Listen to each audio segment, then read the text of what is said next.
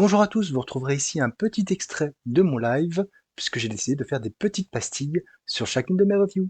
Enjoy! Spectaculaire Spider-Man de Greg Westman et d'Umberto Ramos. Wouhou! Alors déjà, rien que la couverture pour moi est spoilante, donc je suis désolé, je vous l'ai mis, mais voilà. Alors, comment résumer sans tout casser? Sans tout casser. Alors, très simplement, le but de cette série spectaculaire Spider-Man, c'est de faire une série avec Miles et Peter où ils vont vivre des aventures décorrélées de leur propre série. Le scénariste Greg Westman nous donnait pas mal de choses à manger sur les premiers épisodes avec beaucoup de temporalité un peu bizarre. On se demandait où on allait.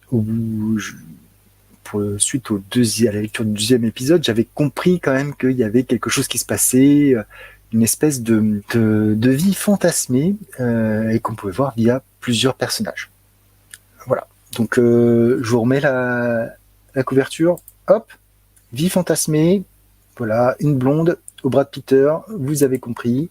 Le héros en fond avec un costume blanc et on voit pas ses cheveux, mais je peux vous dire qu'ils sont de couleur rousse. Et franchement, j'ai du mal avec cette série, cette vision fantasmée d'un Peter. Alors ouais, je vais spoiler.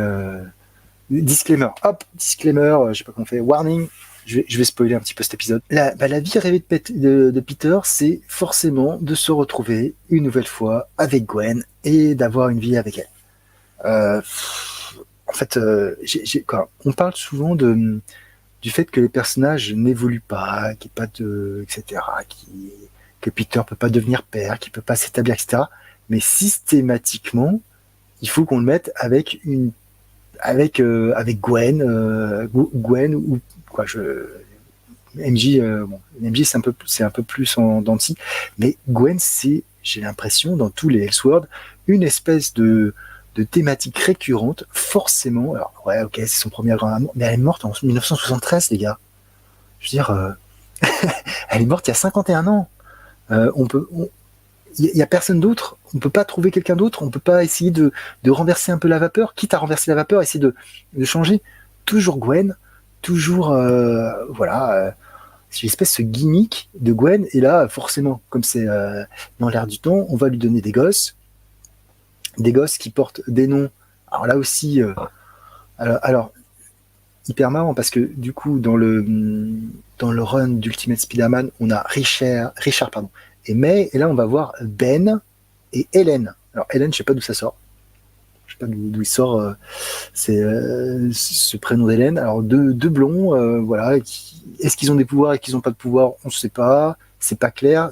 Peter semblerait avoir des pouvoirs. Enfin, je sais pas ce qui s'est passé. On est sur une vie un petit peu. Et puis, comment dire, le date entre Tante May et père de Gwen, George Stacy là. Mais pourquoi? Pourquoi l'auteur fait ça? Il veut me donner des cauchemars ou pas? C'est quoi ces idées de faire des liens de partout là? Bref, je n'ai pas du tout apprécié cet épisode. Je le dis un petit peu cash. Franchement, tout le monde m'a dit ouais, Greg Westman, la série spectaculaire Spider-Man, c'était super, extraordinaire, Gargoyles, formidable. Bah pour moi, c'est loin d'être formidable. Donc j'espère que ça va se rétablir, qu'il va y avoir un vrai truc derrière, mais pour le moment, rien ne me fait rêver dans ce titre. Rien ne me fait rêver. Alors c'est bien, ça me fait faire des économies. Mais waouh. Allez, fin du spoil. Donc cet épisode est dans la lignée des précédents.